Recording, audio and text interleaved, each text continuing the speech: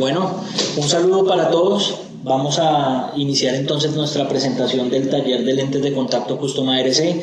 En días anteriores estuvimos hablando sobre aspectos clínicos de la adaptación del lente de contacto Custom ARC para pacientes con córnea irregular, pero el día de hoy vamos a traer un paciente del doctor Edward, nos va a estar contando un poco de su experiencia con los lentes de contacto para córnea irregular. Entonces te damos la bienvenida, doctor Edward, para que nos empieces a contar un poco sobre este caso. Muchas gracias, doctor Diego. El contenido del día de hoy vamos a hablar acerca de la adaptación del lente de contacto Orlando Custom ARC de espesor aumentado, en este caso pues para una paciente con astigmatismos por encima casi de 7 dioptrías. Entonces pues la idea es mostrarles a ustedes un caso exitoso y pues un caso en el cual este lente realmente funcionó bastante bien. ¿Qué nos puedes contar, doctor Edward, sobre tu experiencia con lentes de contacto custom en pacientes de córnea regular e irregular en general? Pues realmente a mí me ha ido bastante bien con los lentes de contacto blandos personalizados en los casos en los cuales los he manejado. De antemano pues sabemos que no es para todos los procesos ectásicos ni para todas las córneas irregulares, pero escogiendo muy bien el caso realmente me ha ido bastante bien. De hecho he adaptado este lente de contacto en pacientes con anillos intrastromales que tienen una muy buena profundidad y he logrado muy buenos resultados, incluyendo pues una buena agudeza visual, un buen confort y digamos que una mantenimiento excelente de la superficie ocular. Bueno, por mi parte yo puedo contarles de mi experiencia que he empleado este lente en pacientes que vienen, por ejemplo, con inconfort de lentes de contacto rígidos, las permeables, principalmente corneales, y he tenido pacientes bastante satisfechos con una buena recuperación de su visión. También en pacientes que vienen adaptados aparentemente bien con lentes de contacto limbales, pero esos lentes de contacto limbales que se apoyan de una manera muy fuerte en la parte superior y puede uno mejorar un poco el tema de las lesiones que presentan y del confort. Entonces tengo bastante buenas experiencias con este tipo de lentes de contacto. Sí, realmente considero algo que tú nombrabas allí, y es que el tema del confort es uno de los ítems principales en estos pacientes. Los pacientes que vienen adaptados con lentes rígidos y no generan una buena tolerancia a este lente, realmente el cambio a estos lentes blandos customizados es bastante bueno para ellos, mejora mucho su calidad de vida. Vamos a ir entonces adelante un poco con cómo vamos a direccionar este caso. Bueno, entonces la idea pues es contarles a ustedes algo acerca de los antecedentes del paciente. Vamos a hacer un análisis de cómo venía el paciente y cómo llegó a nosotros a contactología para la adaptación de este lente de contacto. Vamos a hacer una discusión con el doctor Diego acerca pues, del caso, contarles algo acerca del diagnóstico, del tratamiento, del monitoreo que se le realiza al paciente y del seguimiento en el tiempo, que es muy importante para estos pacientes que utilizan este dispositivo médico. Bueno, entonces entremos en materia. Es un paciente femenino de 26 años que no reporta ningún problema a nivel sistémico, tampoco reporta pues alergias. El paciente, digamos que hay algo acá que tenemos que nosotros entrar a analizar bastante bien, y es que el paciente desde el 2016 venía diagnosticado con un queratoconio bilateral. Pero hacia el año 2019 el corneólogo hace su revisión y encuentra que realmente el paciente tiene un astigmatismo miópico. Así que el primer diagnóstico, que fue generado por oftalmología, pues digamos que quedó en entredicho y generó en el paciente una incomodidad. Realmente pues el paciente cuando llegó con una predisposición hacia la adaptación del lente, sí, bastante confundida realmente. Ya hacia el año 2020, pues el paciente llega remitido desde corneología para adaptación de lente de contacto especial y pues digamos que, como les comentaba, el paciente pues venía con esa predisposición allí antes de comenzar el proceso de adaptación. Estos pacientes son bastante complejos porque, como les han dicho múltiples cosas, como tienen múltiples diagnósticos, es difícil encaminarlos hacia un sistema de lentes especiales porque además están con una expectativa muchas veces baja, muchas veces incluso les han dicho que no pueden usar o que no deben usar lentes de contacto. Entonces convencerlos es una tarea ardua. Obviamente hace parte de nuestra profesión, es complejo, pero hace parte. Cuando les ponemos los lentes ahí cambia la cosa. Exactamente, sí, tal cual. Entonces queremos que nos cuentes un poco de cómo fue esa introducción con el paciente, cómo fue esa anamnesis y qué cosas te comentaba la paciente. Bueno, entonces, pues digamos que acá en el video podemos observar que con el paciente tuvimos, digamos que una discusión acerca del tema del diagnóstico con el cual venía repetida. No olvidemos, como les comentaba anteriormente, que desde oftalmología le comentaron que tenía un proceso de queratocono bilateral en el año 2016 y 3 años después el corneólogo le dice que no, que es un proceso de astigmatismo miópico, y pues esto digamos que crea cierta confusión en la paciente. La paciente venía, como les comenté, predispuesta. Hicimos un análisis de Pentacam frente a ella, contándole, digamos, estos ítems que son importantes para nosotros realmente llegar a un diagnóstico de queratocono. La paciente poco a poco fue relajándose, poco a poco fue entendiendo que habían, digamos que algunas medidas que aparecían en el Pentacam que de pronto conllevaban a que uno podría pensar que podría generarse un proceso ectásico, y digamos que ella entendió esto y pues pudimos hacer un proceso bueno de adaptación en la paciente. Aquí veo que estás discutiendo un poco con ella el tema del Pentacam, que me imagino que ahora vamos a ver más a profundidad. Sí, más adelante vamos a hacer un análisis un poquito más específico para que ustedes entiendan de pronto el por qué al principio en el 2016 fue diagnosticada con ectasia y bueno, ya después como astigmatismo miópico. En esta anamnesis te pregunto si le diste la alternativa de usar otro tipo de dispositivos o si ella ya ha usado lentes de contacto rígidos o rivales. Esa es una muy buena pregunta, porque la paciente aquí me reportaba que hacia el año 2016, que fue cuando se le generó este diagnóstico de ectasia corneal, la paciente le adoptaron una lente rígida gas permeables, pero realmente le fue bastante mal, según lo que ella me comentó. Lo que nos reportaba era que sentía el lente muchísimo, pues una baja tolerancia al lente, veía bastante bien, pero la agudeza visual ni siquiera, digamos que fue suficiente para que ella utilizara el lente. Ella presentó una deserción del lente pues, de contacto y dejó de utilizarlo pues, porque no lo soportaba dentro del ojo. Bueno, aquí hay algunos aspectos ya del examen de contactología más específicos, no sé qué nos puedas contar al respecto de esto. Bueno, después de hablar con la paciente acerca primero pues de la aclaración del diagnóstico, de hacer el análisis del Pentacam, de escuchar un poco pues su historia, comenzamos ya con algunas medidas en cuanto al examen de contactología se refiere. Pues como siempre tomamos primero la agudeza visual sin corrección, en este caso pues encontrando en el ojo derecho una agudeza visual de 20/400, en el ojo izquierdo una agudeza visual de 20/200 y en visión próxima pues una agudeza visual disminuida a 2M en ambos ojos. En la biomicroscopía, que es algo que nosotros tenemos que hacer bastante énfasis, y más si estamos pensando en una adaptación de lente de contacto blando customizado, digamos que encontré todos los anexos normales, la conjuntiva y la córnea no presentaban tinción. En cuanto a la córnea, pues no presentaba tinción con fluoresceína, y en conjuntiva no había tinción de lisamina verde. La cámara se encontraba formada sin flare, y tampoco había problemas a nivel corneales como estrías o opacidades. Para ambos ojos el mismo resultado.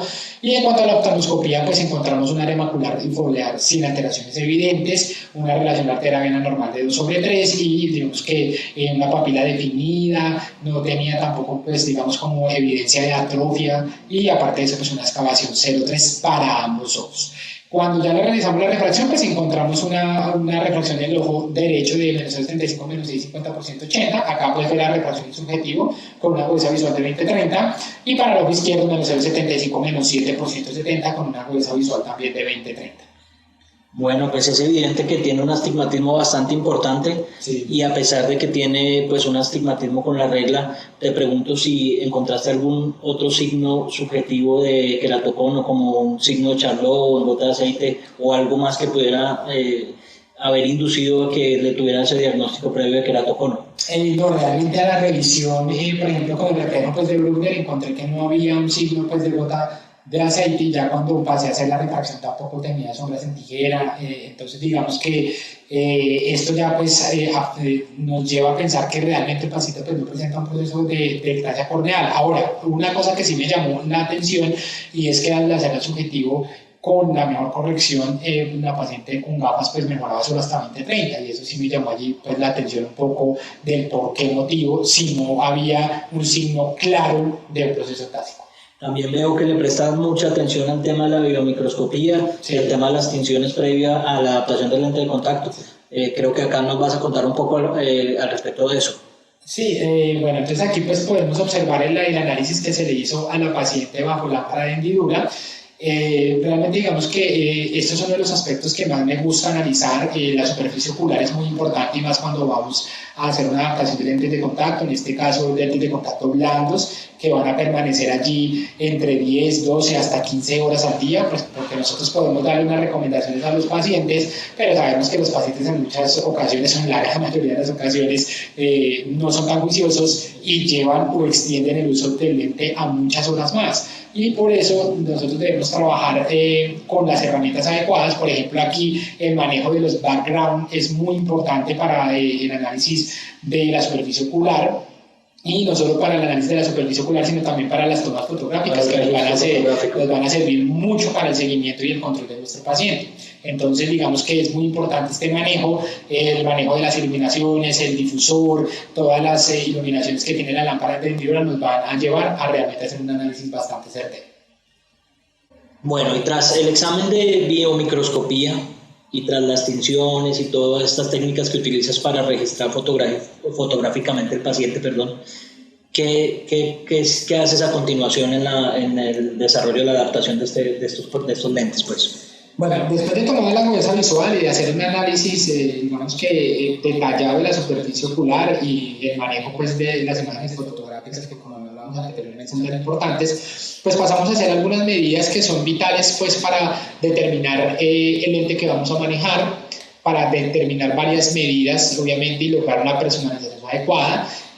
Tomamos la autorrefracción, aparte de eso pues hacemos un análisis nuevamente de la keratometría, y posterior a ello pues con este aparato pues podemos hacer mediciones del diámetro pupilar, podemos hacer mediciones también del diámetro horizontal de iris visible.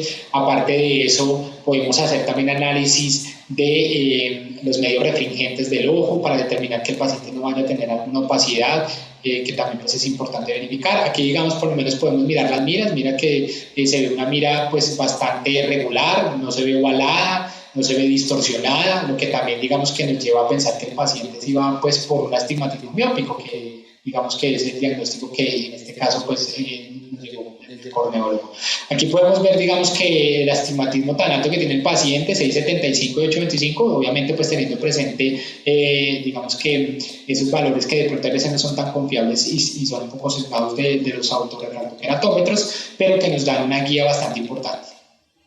Bueno, doctor Eduardo, después de realizar este examen biomicroscópico y de utilizar todas las técnicas de registro fotográfico que nos contaste anteriormente, ¿qué encontraste en las medidas de esta paciente? Bueno, cuando pues, hicimos el análisis con el autorrefractogeratómetro, pues digamos que es bastante versátil el equipo para poder hacer la toma de medidas, en este caso el diámetro de iris visible, el diámetro pupilar. Entonces, ¿qué encontramos? Encontramos en el ojo derecho un diámetro de iris visible de 11.54, para el ojo izquierdo encontramos un diámetro de iris visible de 11.63, el diámetro pupilar para el ojo derecho de 6.67, para el ojo izquierdo de 7.16. Ya posterior a hacer este análisis y esta toma de medición, también digamos que podemos hacer mediciones del diámetro de iris visible vertical, como para tener digamos este dato allí y poder customizar el lente al máximo. Y luego pues hacemos ya un análisis de la cantidad lagrimal, de la calidad lagrimal, pues como ustedes saben se hace bajo la lámpara de hendidura con fluoresceína, pero también pues digamos si de pronto ustedes cuentan con equipos como cámaras térmicas, pueden llegar a medir el enfriamiento de la superficie ocular y determinar digamos más objetivamente esta calidad de la lágrima. Y para la cantidad pues hicimos un Schirmer 1 donde encontramos pues en el ojo derecho 23 milímetros y en el ojo izquierdo 24 milímetros, y para el BUD ojo derecho con 9 segundos y el ojo izquierdo también con 9 segundos. Como sé que manejas el tema de ojo seco bastante bien y que trabajas en una unidad de ojo seco también ocasionalmente, ¿le mandaste exámenes adicionales a esta paciente para descartar alguna otra alteración o encontraste algún otro aspecto que pudiera perjudicar la adaptación del lente de contacto blando con esta paciente? No, como les comenté diapositivas atrás, al paciente le hice dos cosas que pues digamos trato de hacérselo a la gran mayoría de mis pacientes cuando voy a hacer adaptación del lente de contacto blando, y es primero con transiluminador revisé un poco las glándulas del membrana superiores, encontrando pues que en su anatomía estaban bien, y pues hicimos la expresión de las glándulas, encontrando que no había hiperqueratinización del membrana y había una buena expresión de este.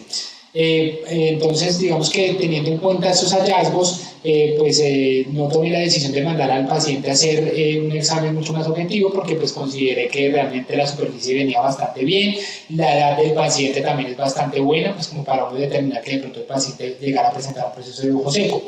Hay una cosa importante que de pronto discutimos contigo en algunas ocasiones y es el diámetro pupilar, ¿no es cierto? Encontramos que el diámetro pupilar de esta paciente es bastante grande, pero digamos que el lente blando custom, en este caso el lente blando FlexLens ARC, tiene un diámetro en cuanto a la óptica bastante generosa, que es de 8 milímetros y digamos que en este caso no funcionó a la perfección. Es otro ítem importante en la adaptación y que nos lleva a inclinarnos mucho más por este dispositivo médico. Perfecto, vamos a seguir adelante entonces hablando un poco de las topografías y qué hallazgos importantes tienes en las topografías de este paciente. Bueno, pues digamos que analizando un poco la curvatura tangencial, pues podemos observar que pues hay un astigmatismo simétrico.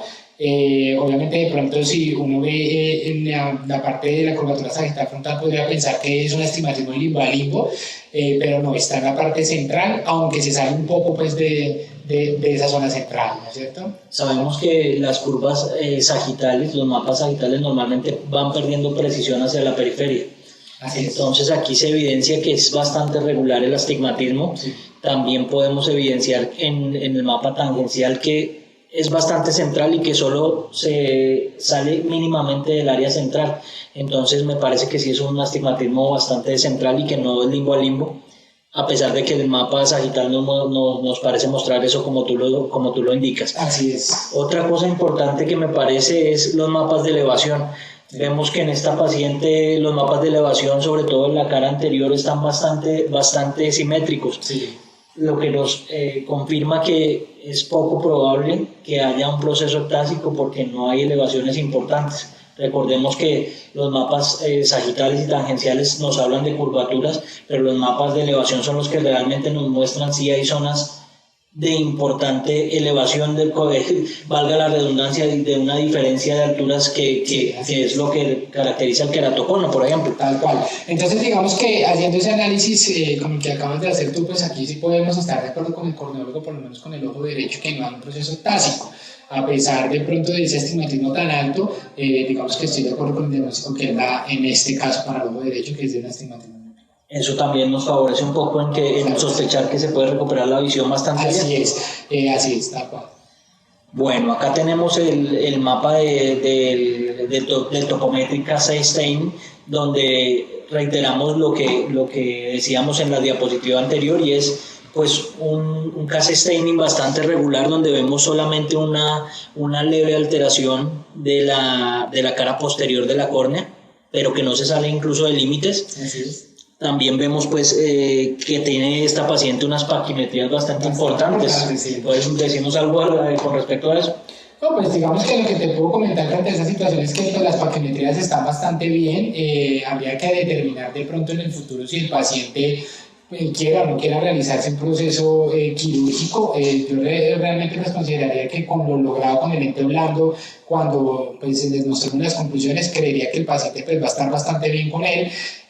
Por otro lado, también pues, si hacemos un análisis de las profundidades de cámara, del ángulo, del volumen de la cámara anterior, pues observamos que realmente no hay un proceso que nosotros podemos pensar en un proceso de ectasia corneal. O sea, yo creería que en ese sentido el paciente está muy bien diagnosticado con su astigmatismo. Sí, vemos unas queratometrías máximas de cerca de 48, según puedo ver acá. Sí. Esto es para el ojo derecho. Sí. Bueno, acá tenemos el mapa de Zernike. Sí. El mapa de Zernike creo que nos está mostrando unas aberraciones de alto orden de 300, pues un poquito por encima de los niveles que esperamos. Yo creería que de pronto estos ítems que estamos analizando acá pudieron haber llevado a que el oftalmólogo en el 2016 diagnosticara un queratocono. Pues digamos que estaba un poco salido del límite, pero realmente es algo muy leve como para uno poder pensar que tiene una aberración de alto orden que sí esté generando o que nos demuestre el proceso ectásico. En cambio, sí vemos cómo están aumentadas las aberraciones de bajo orden, sí, y claro, que están a expensas del desenfoque esférico y el desenfoque astigmático. Esto para el ojo derecho. Para el ojo izquierdo. Pues digamos que para el ojo izquierdo es algo muy similar, ¿no es cierto? Podemos observar de pronto con astigmatismo un poco mayor en las curvaturas sagitales frontales, que lo podrían confundir a uno, obviamente, pero pues realmente lo que vemos es que es un proceso de un astigmatismo regular. Si nos vamos a la curva tangencial, vemos que, digamos que ese reloj de arena está muy simétrico tanto en la parte superior como inferior. Sí. En cuanto al CAS staining, pues podemos ver estable lo mismo, incluso un poco inferior al del otro ojo, y los espesores también bastante buenos de este ojo, incluso es una córnea bastante con una paquimetría importante, mejor dicho. Y en cuanto a las aberraciones de bajo orden y de alto orden, pues prácticamente que repetiríamos lo que dijimos anteriormente en el análisis. Son córneas que se comportan muy similares realmente. Exactamente. Entonces, ¿qué puedes contarnos de por qué la decisión final de escoger un lente de contacto custom, en este caso ARC, para corregir esta paciente? Bueno, lo primero es, como les comenté en la diapositiva donde hablábamos acerca de la refracción y el subjetivo, donde el paciente no alcanzaba la agudeza visual de 20/20, pues que es el objetivo.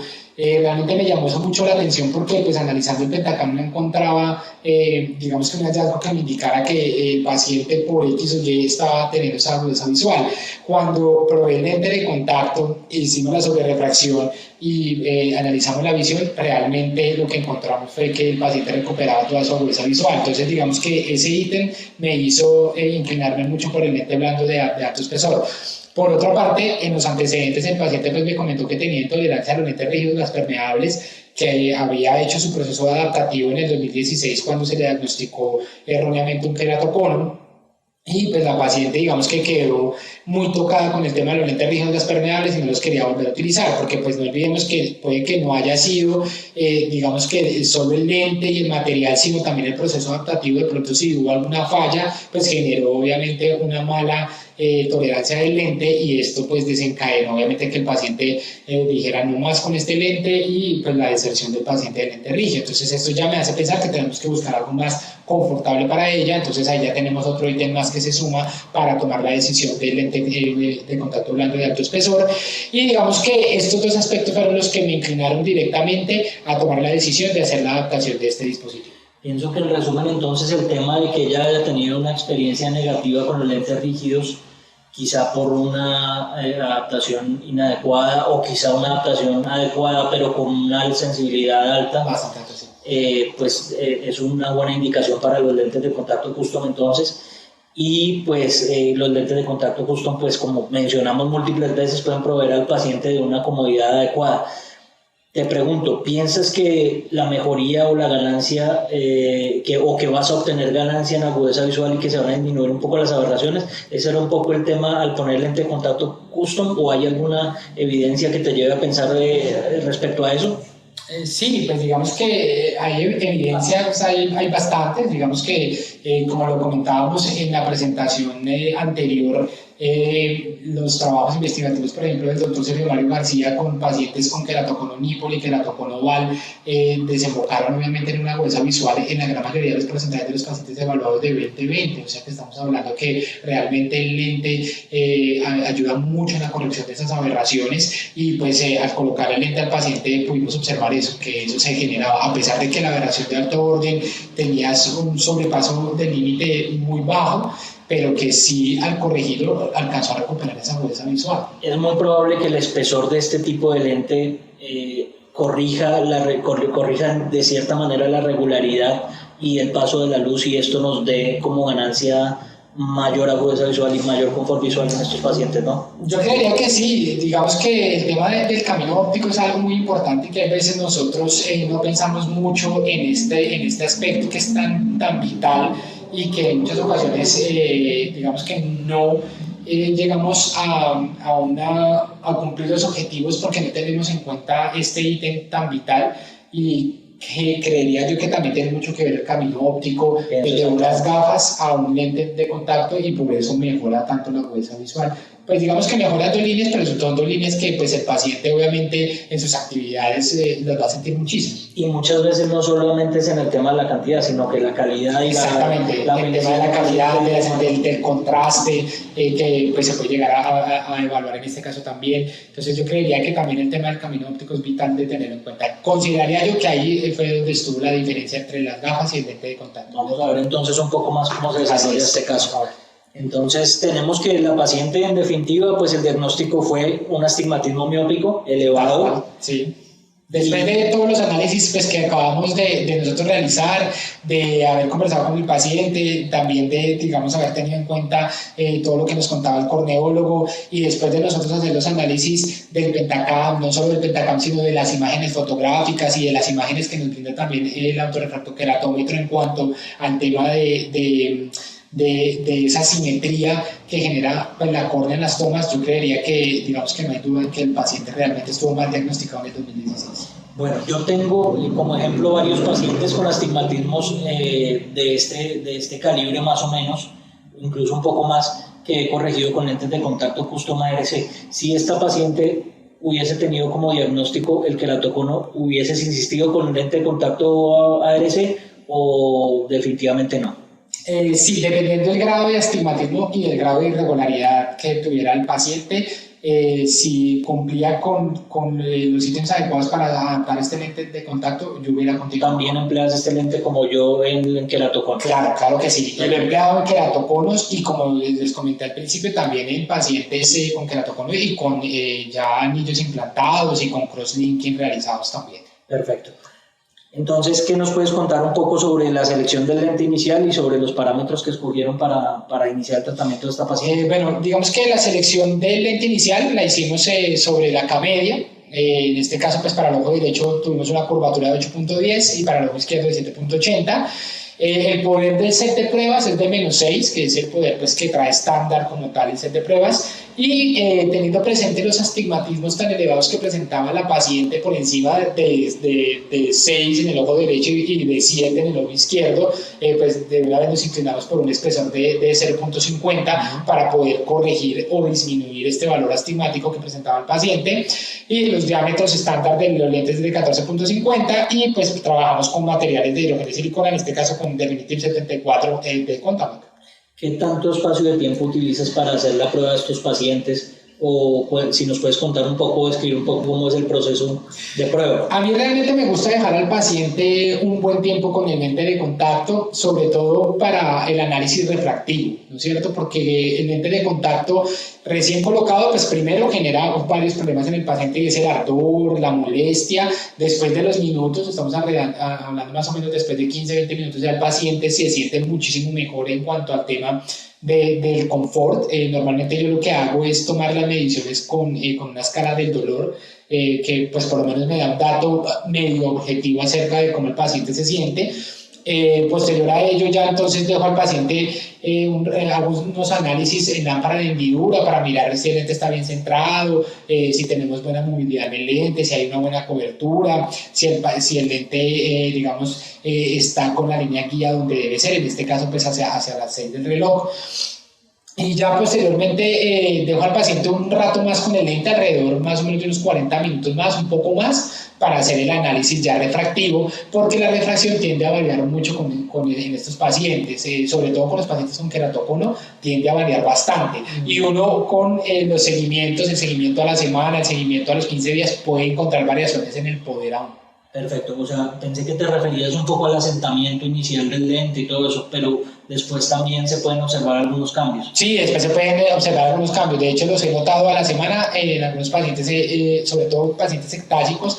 He notado que hay variaciones en el poder, que hay variaciones de pronto un poco en el astigmatismo. Obviamente estamos hablando de variaciones muy pequeñas, de 0.75, una dioptría. Y lo bueno es que la modalidad de cómo viene este lente nos permite tener un lente inicial y nos permite que después podamos hacerle modificaciones a ese lente inicial para ajustar la fórmula final del paciente. Así es, eso es una de las cosas por las cuales me gusta tanto los lentes FlexLens ARC, y es que vienen, digamos, en una modalidad donde tú puedes solicitar un lente diagnóstico, con base a lo que encuentres en el lente pues, de prueba, puedes solicitar un lente diagnóstico y posterior a ello puedes hacerle algunas variaciones a los otros lentes. Normalmente vienen 2 lentes más y la duración del lente es alrededor más o menos de 6 meses.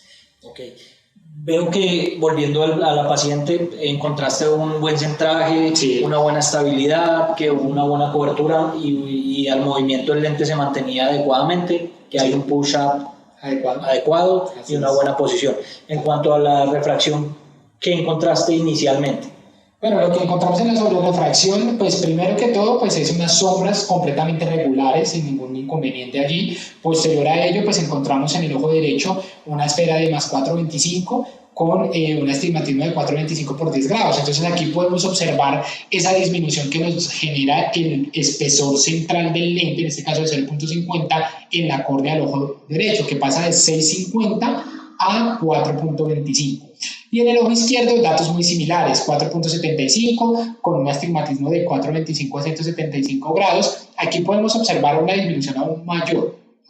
De hecho, cuando vayamos adelantando las diapositivas, vamos a observar un video donde se ve el cambio tan abrupto en la queratometría. O sea, que realmente se disminuye muchísimo el dato del astigmatismo o del valor queratométrico allí. Y realmente me parece muy importante tener en cuenta estos datos porque pues, nos indican que vamos por un buen camino con el paciente. Sí, he tenido las mismas experiencias, entonces claro, puedo dar fe de lo mismo. Vamos adelante entonces.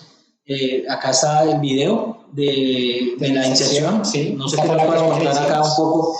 No, pues básicamente aquí lo que hicimos fue tomar los lentes de la caja pues, de prueba de FlexNet Cell. Como les comenté, pues estos lentes vienen con unos parámetros estándar en cuanto al poder y al diámetro. En cuanto al tema de las curvas bases, tenemos curvas bases realmente bastante importantes para corneas irregulares, de 6.4, 6.9, o sea, realmente es bastante importante estas curvaturas en el lente. Aquí pues le estamos insertando el lente de contacto a la paciente, realmente una paciente bastante colaboradora. Pues al principio venía un poquito inquieta por el tema del diagnóstico, pero ya cuando comenzamos a hacer el trabajo adaptativo, realmente la paciente nos colaboró muchísimo en la colocada pues, del lente. Como se dan cuenta, pues se genera esta cierta incomodidad al principio. También no olvidemos que el lente viene sumergido en la solución multipropósito. Intentamos solamente hacer un lavado con solución salina para que no se genere, digamos, este ardor, pero igualmente, pues al insertar el lente siempre va a haber cierta molestia en el paciente. Pero vemos que tampoco tiene una reacción excesiva de molestia ni nada, simplemente pues el hecho de que no usaba lentes de contacto y cómo se van acomodando allí. La inserción también vemos que no fue pues tan compleja. Para nada compleja, exactamente. Aunque claro, la paciente pues es muy colaboradora, como se puede observar ahí. Hay que tener, digamos que una cosa muy importante aquí es que hay que tener presente que con la colocada del lente, al ser de alto espesor, puede que el lente como que nos baile mucho en los dedos. Entonces hay que coger un poquito pues, de experticia al lente. Normalmente aconsejo colocar el lente entre el pulgar y el índice para colocarlo, para que el lente no se nos vaya a caer, porque pues el alto espesor hace que por gravedad el lente se nos caiga. Entonces, digamos que ese es un tip que les doy allí para que la colocada del lente no vaya a ser tan compleja en el paciente. Aquí vemos que tomas unas mediciones iniciales. Sí, ahí hacemos unas mediciones iniciales. Ya más adelante de pronto las vamos a poder observar mucho mejor en cuanto al tema pues, que les comentaba de la queratometría.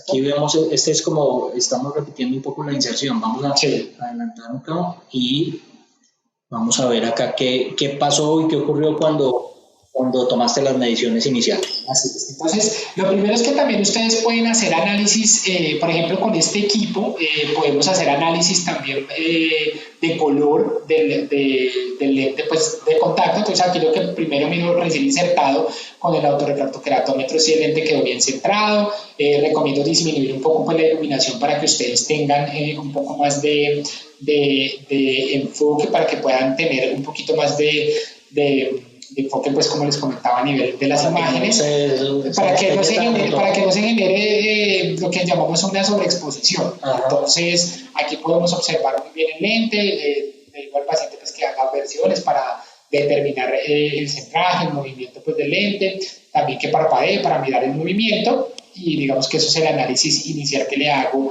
antes de pasarlo a la lámpara pues, de hendidura. Como se dan cuenta, pues este equipo nos da también algunas mediciones de color, también podemos manejar y hacerle fluorogramas. También podemos manejar el verde anerita, en llegado caso que de pronto ustedes quieran hacer análisis vascular. Este verde anerita funciona muy bien, sobre todo para los pacientes que utilizan lentes de contacto de apoyo escleral, ¿no? ¿Qué nos puedes contar en cuanto a las medidas y el análisis que se hizo posteriormente a esta paciente? Bueno, después del análisis bajo color que les enseñé allí bajo el autorrefractoqueratómetro, pues digamos que lo primero que me gusta hacer es tomar la queratometría. Mira que allí podemos observar la disminución tan grande a nivel queratométrico, o sea, es bastante importante esa disminución. Nada más con colocar el lente de contacto y con unos minutos de colocado, mira cómo se comporta el lente, una disminución bastante grande a nivel de la parte queratométrica. Estamos hablando de una disminución. Vemos que solamente de la mitad de dioptría y cuarto. Más o menos, exactamente. Y no olvidemos pues realmente el astigmatismo que tiene el paciente, que es alrededor de 6.50 y de 7.25 en sus ojos. Entonces realmente de inmediato, nada más con el hecho de tener el espesor customizado, ya podemos observar una mejoría inmediata en cuanto al tema de la aberración de la córnea. ¿La refracción de esta paciente mejoró de la misma manera que la queratometría? Claro que sí, como pudimos observar anteriormente, cuando se le hizo la sobrerefracción al paciente, pues hubo una mejoría bastante grande, donde se disminuyó un poco menos de la mitad el astigmatismo. Bueno, acá encontramos unas imágenes que describen un poco el fluorograma de la paciente. ¿Qué nos puedes hablar de esto? Bueno, digamos que después de hacer el análisis en el autorrefractoqueratómetro, después de tomar la sobrequeratometría con el lente puesto, que nos indica que ya hay una mejoría en la aberración de bajo orden, podemos observar aquí que pues, se hace un análisis bajo lámpara de hendidura. Estas son las imágenes que se logran con los background y con el difusor, donde podemos ver pues, el movimiento del lente en las versiones, donde podemos observar el centraje del lente de contacto. Obviamente si tomamos video, pues vamos a observar el movimiento del lente al parpadeo y también vamos a observar ese movimiento dinámico del lente hacia las diferentes zonas donde el ojo pues, constantemente se está moviendo en las actividades cotidianas. Entonces aquí pues podemos ver el lente con fluoresceína de alto peso molecular, que es vital hacer ese análisis para poder determinar que el lente realmente presenta un buen centraje.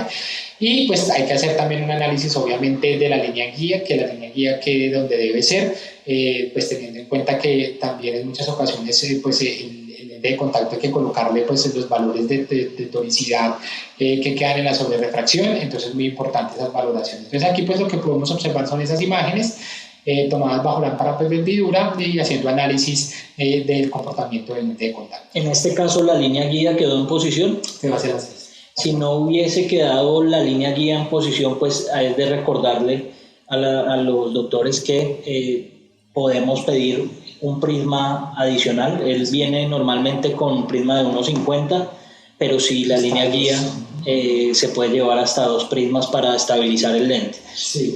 ¿Cuánto tiempo esperaste para hacer este fluorograma? ¿Fue inmediatamente después de lo que vimos previamente o el paciente estuvo un tiempo estabilizando el lente? Bueno, antes de responder esa pregunta, también para lograr estabilizar el lente podemos aumentar el diámetro del lente. No olvidemos que el lente pues, se puede aumentar con un diámetro pues, hasta 16, 17, pues, el que nosotros queramos en nuestros pacientes. Al estabilizar el lente con el diámetro también podemos generar que la línea guía se posicione mucho mejor.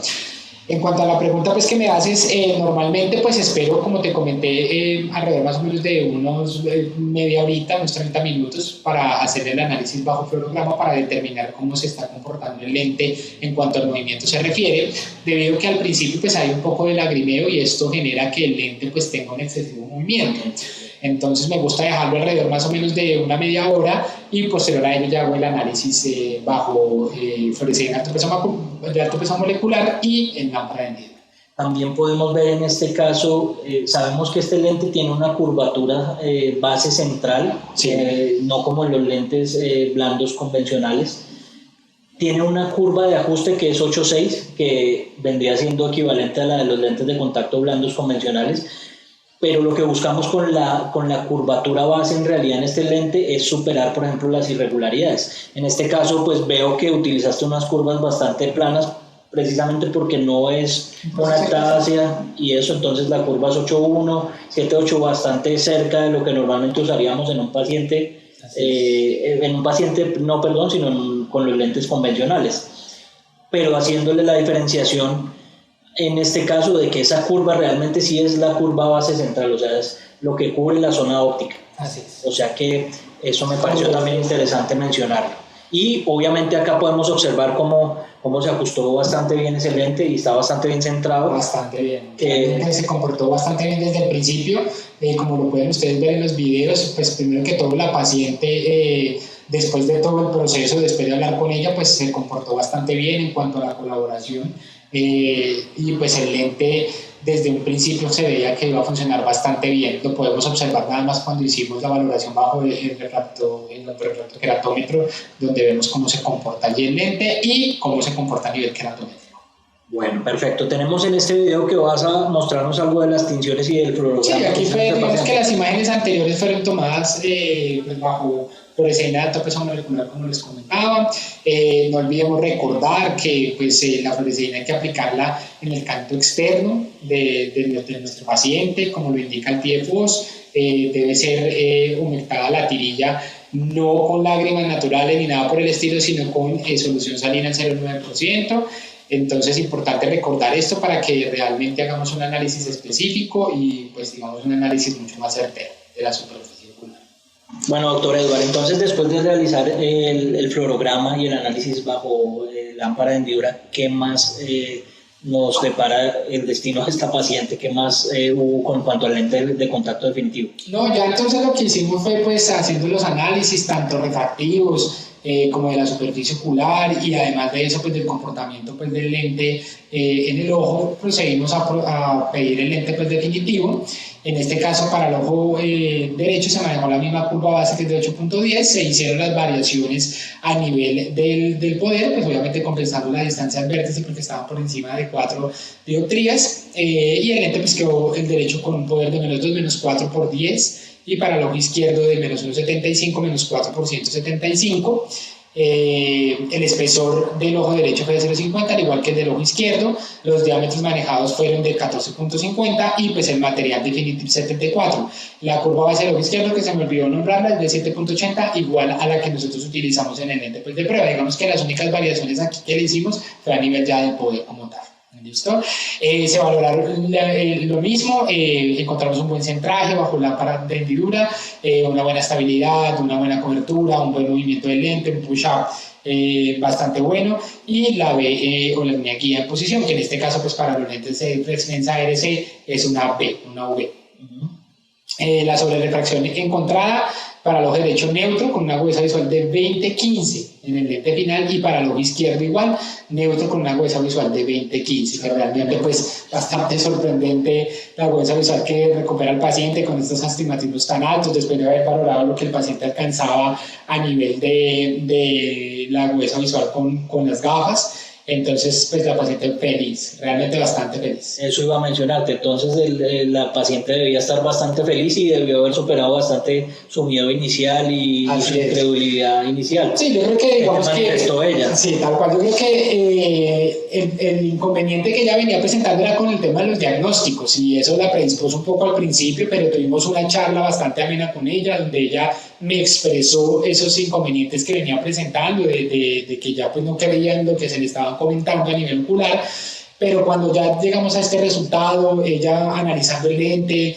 obviamente el confort que alcanzó ella con su lente pues, de contacto y además de eso la agudeza visual que presenta, realmente manifiesta es estar feliz, contenta con sus lentes y pues también obviamente que le mejoramos su calidad de vida y aparte de eso también sus actividades laborales. ¿Esa paciente qué actividad laboral tiene o qué ocupación tiene? ¿Algo que pueda influir en nuestra adaptación en especial o algo más? Ella trabaja básicamente todo el día bajo computador, secretaria en un consultorio médico de un cirujano plástico.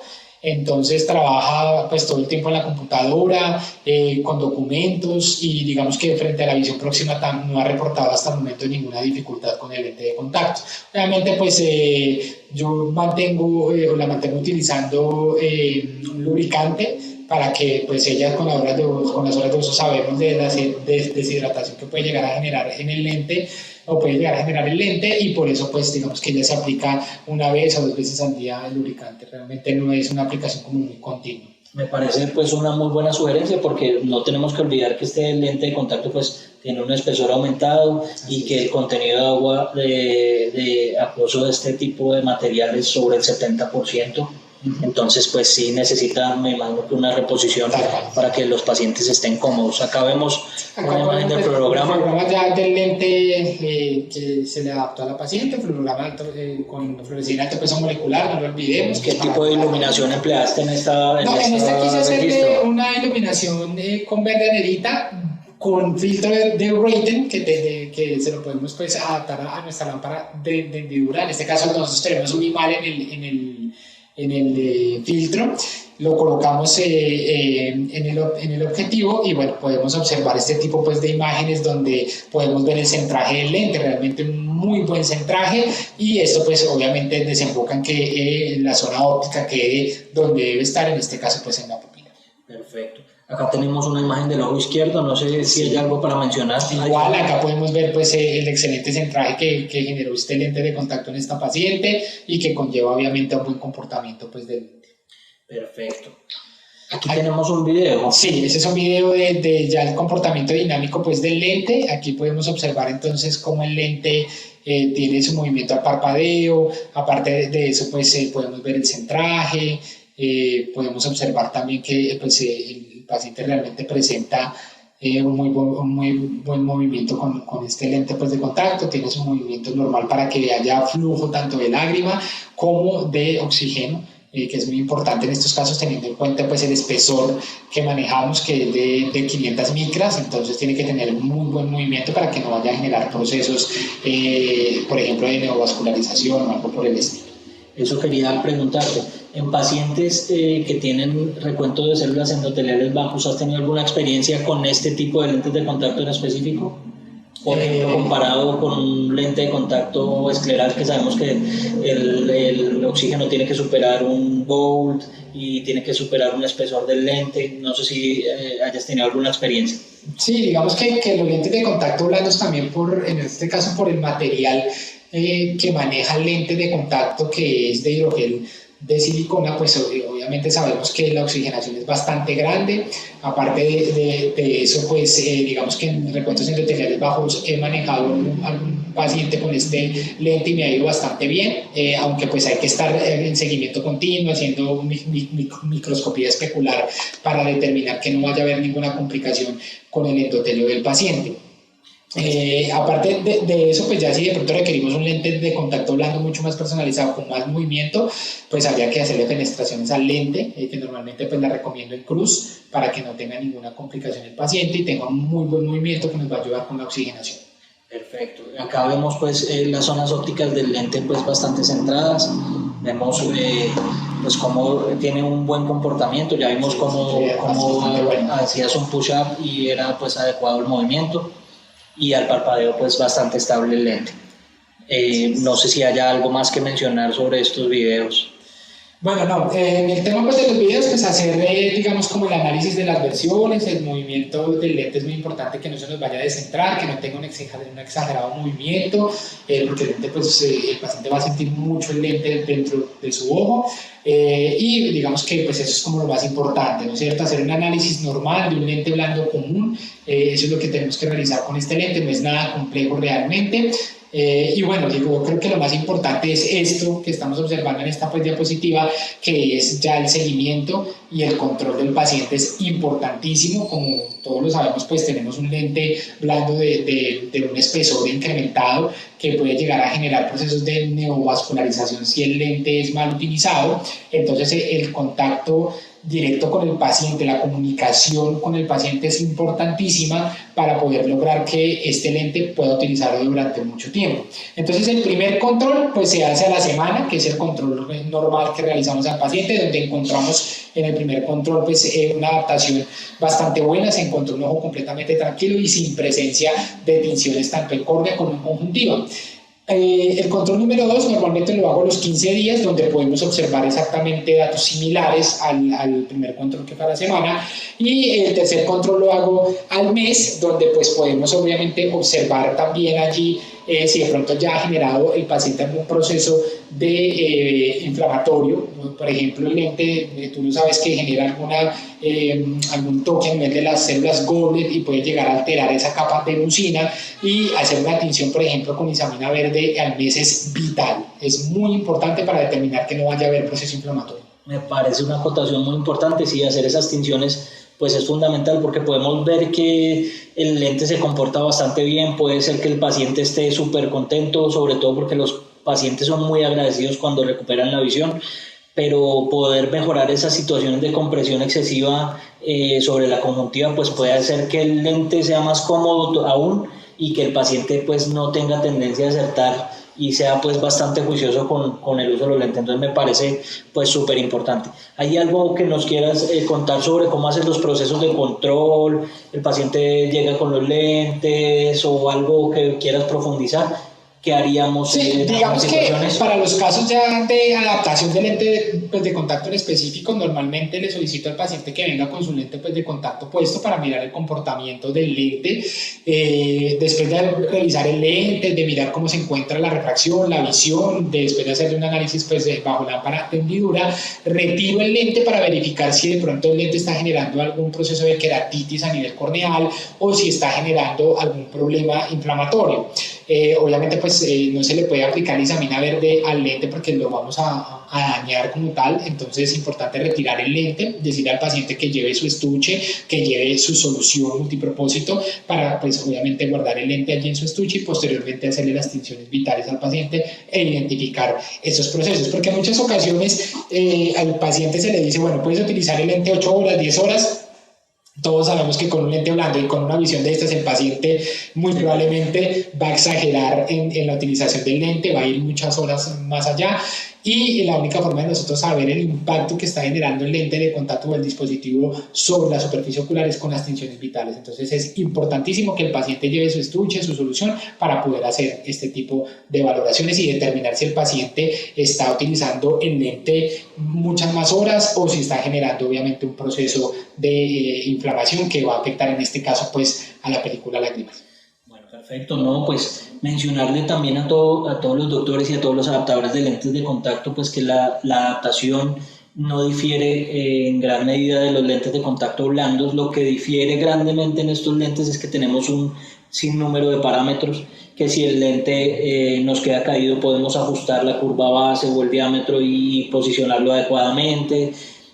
Al contrario, obviamente, de los lentes de contacto, ahí tenemos que pensar al contrario de los lentes de contacto rígidos, sí, que tenemos posibilidades de cambio de espesor también cuando tenemos más o menos irregularidad, que la curva base, si empezamos a pensar un poco en el tema de las ságitas, podemos ajustarla en el tema de queratocono a que se adecue a la elevación mayor del cono.